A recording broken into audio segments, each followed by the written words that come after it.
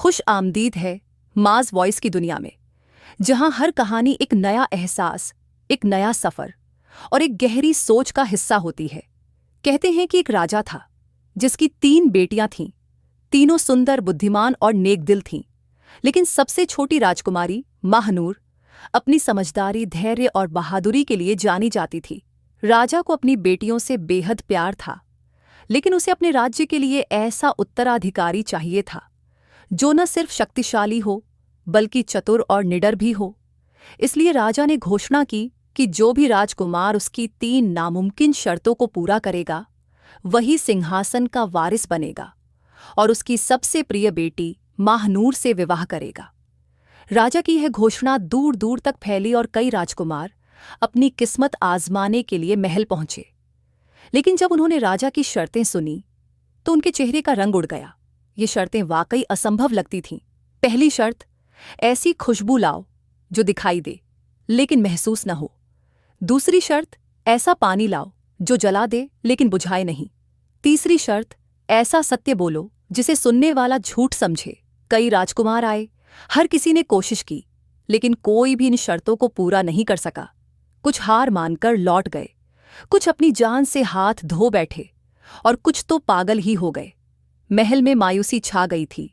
तभी एक दिन 3 राजकुमार पहुंचे। राजकुमार कामरान, राजकुमार फहद और सबसे छोटा लेकिन सबसे चतुर राजकुमार जैन। राजा ने तीनों का स्वागत किया और उन्हें 1 महीने का समय दिया कि वे इन तीनों शर्तों को पूरा करें। तीनों राजकुमार अलग अलग दिशाओं में निकल पड़े। राजकुमार कामरान बहुत घमंडी था। उसने सोचा कि धन से सब कुछ खरीदा जा सकता है, इसलिए वह दुनिया के सबसे बड़े इत्र व्यापारियों और वैज्ञानिकों के पास गया ताकि वे कोई ऐसी खुशबू बना सकें जो दिखे लेकिन महसूस न हो। लेकिन वह असफल रहा। निराश होकर उसने हार मान ली। राजकुमार फहद एक महान योद्धा था।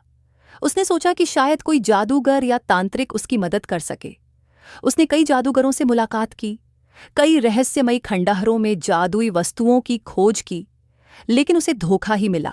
अंततः वह भी खाली हाथ लौट आया। लेकिन राजकुमार जैन अलग था। वह निडर और बुद्धिमान था। वह जानता था कि अगर ये शर्तें इतनी आसान होतीं तो अब तक कोई न कोई उन्हें पूरा कर चुका होता।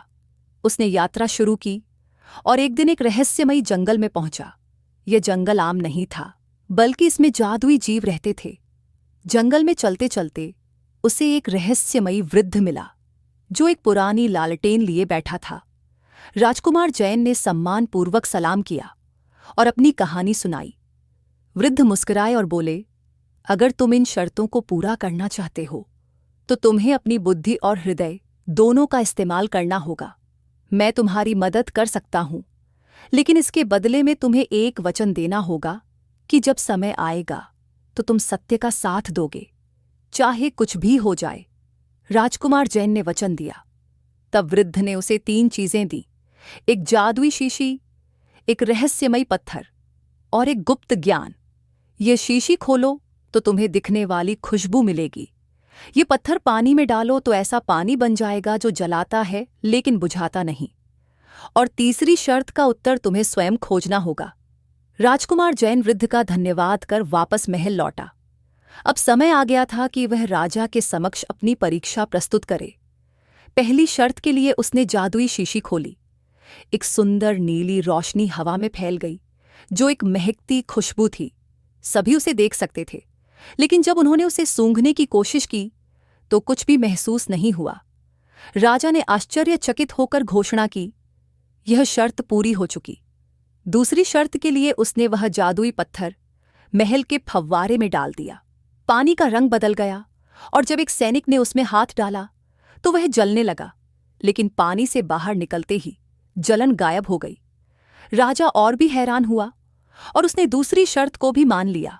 अब तीसरी शर्त की बारी थी, ऐसा सत्य बोलो जिसे सुनने वाला झूठ समझे। राजकुमार जैन कुछ पल चुपचाप सोचता रहा।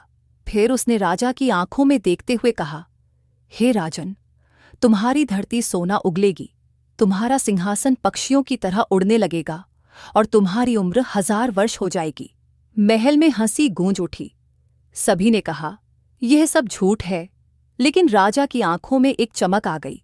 उसने समझ लिया कि राजकुमार जैन ने वही कहा है जो सत्य है, लेकिन लोग उसे झूठ मान रहे हैं, क्योंकि यदि भूमि मेहनतकश किसानों के हाथ में हो तो यह सोना उगल सकती है। राजा का नाम इतिहास में अमर रहेगा तो उसका सिंहासन हमेशा ऊंचा रहेगा, और उसके नेक कार्यों की गूंज सदियों तक रहेगी तो यह उसकी अमृता ही होगी। राजा खड़ा हो गया और घोषणा की, ये राजकुमार मेरी सभी शर्तें पूरी कर चुका है। ये मेरी बेटी महानूर से विवाह करेगा और मेरा उत्तराधिकारी बनेगा।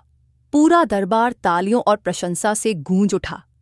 राजकुमार जैन ने सिद्ध कर दिया कि शक्ति और जादू से अधिक बलशाली चीज बुद्धि, धैर्य और सत्य है। उसकी शादी महानूर से हो गई और वे दोनों मिलकर राज्य को नई ऊंचाइयों तक ले गए। ये कहानी हमें सिखाती है कि सच्ची शक्ति बुद्धि, संयम और सत्य में निहित है, और वही लोग सफल होते हैं जो कठिनाइयों से डरने के बजाय उनका सामना करते हैं। कहानियां हो सिर्फ सुनाने के लिए नहीं, महसूस करने के लिए होती हैं। अगर पसंद आए तो सब्सक्राइब करें और नए अफसानों का हिस्सा बने।